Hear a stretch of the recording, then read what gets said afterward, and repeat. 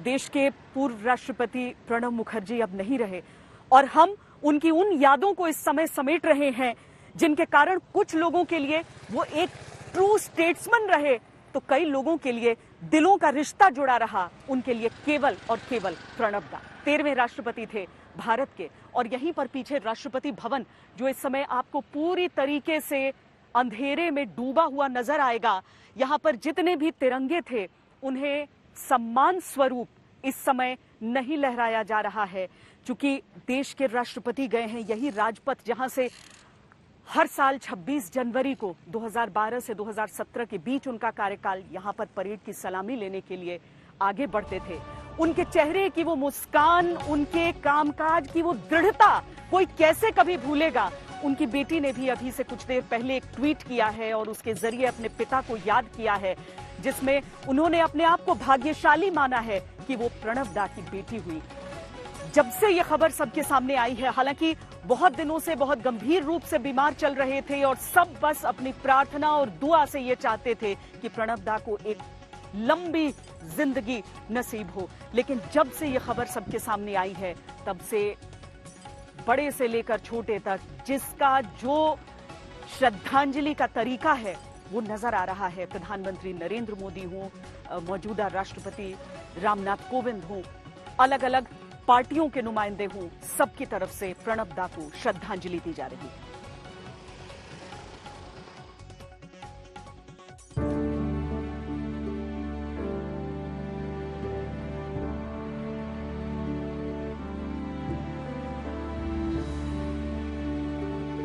अजीमोशान शख्सियत के धनी प्रणब दा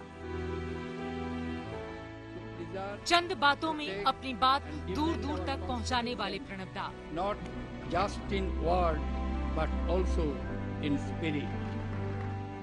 बीमारी से मजबूर होकर आखिरकार इस दुनिया को अलविदा कह गए।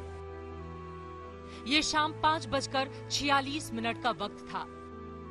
खुद उनके बेटे अभिजीत मुखर्जी का ट्वीट और मानो वज्रपात हो गया। अभिजीत ने लिखा, भारी मन से बताना पड़ रहा है कि मेरे पिता श्री प्रणब मुखर्जी का अभी अभी निधन हो गया है। हालांकि आरआर हॉस्पिटल के डॉक्टरों ने जी जान से उन्हें बचाने की कोशिश की। देश के लोग भी दुआ करते रहे। मैं पूरे देश का शुक्रिया अदा करता हूं। पिछले साल की ही तो बात है जब इस राजनीति के पुरोधा को भारत रत्न से नवाजा गया। वो तस्वीरें आज अनायास ही जेहन में घूम रही हैं। उन्हें सर्वोच्च नागरिक सम्मान ही नहीं मिला, वो देश के सर्वोच्च पद पर भी रहे। साल 2012 से 2017 तक वो देश के राष्ट्रपति रहे। इस दौरान देश बड़े बड़े राजनीतिक बदलाव से गुजरा। नरेंद्र मोदी उस यूपीए को हराकर प्रधानमंत्री बने जिस यूपीए में प्रणब दा कभी कैबिनेट मंत्री रहे। लेकिन एक बार भी ऐसा नहीं हुआ कि वो सरकार से किसी भी मामले में उलझे हों। एक भी मेरी मुलाकात पिछले 3 साल में राष्ट्रपति जी के साथ ऐसी नहीं रही जिसमें उन्होंने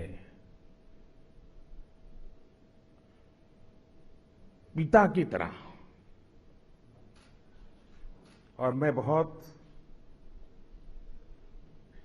अंतर्मन से कह रहा हूं,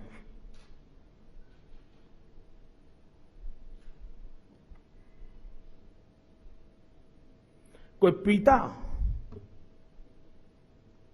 अपने संतान की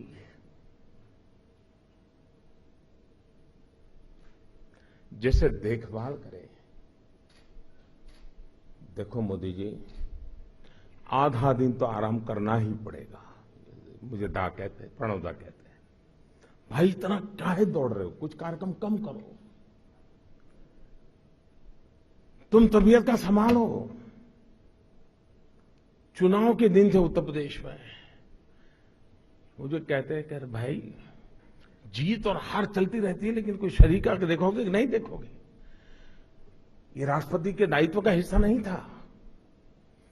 लेकिन उनके भीतर का इंसान अपने एक साथी की चिंता,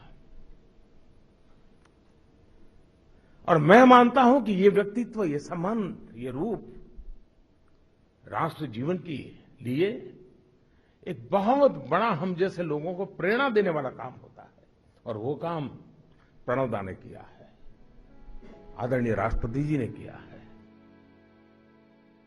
ये उनकी सुलझी हुई शख्सियत ही थी जो उन्हें हर पार्टी में सम्मान दिलाती रही। कोई भी ऐसी पार्टी नहीं जिसमें उन्हें चाहने वाले ना रहे हों।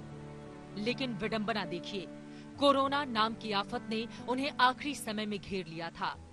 वो भर्ती तो ब्रेन ट्यूमर की वजह से हुए थे, लेकिन तब पता चला कि उन्हें कोरोना भी है। बुजुर्ग अवस्था में इस महामारी ने उनके अंगों को बुरी तरह से प्रभावित किया। 12 अगस्त से ही वो वेंटिलेटर पर थे। लड़े, खूब लड़े, योद्धा थे, योद्धा की तरह लड़े, लेकिन बीमारी और उम्र के हाथों आखिरी बाजी नहीं जीत पाए। देश उनकी नीतियों और नियत को हमेशा सराहता रहा है और हमेशा उन्हें चाहता रहेगा। नमस्कार, मैं हूं अंजना ओम कश्यप। हमें उम्मीद है ये वीडियो आपको पसंद आया होगा। लेटेस्ट खबरों के लिए यूं ही देखते रहिए आज तक, और इस वीडियो के पसंद आने पर लाइक, शेयर एंड सब्सक्राइब करना ना भूलें।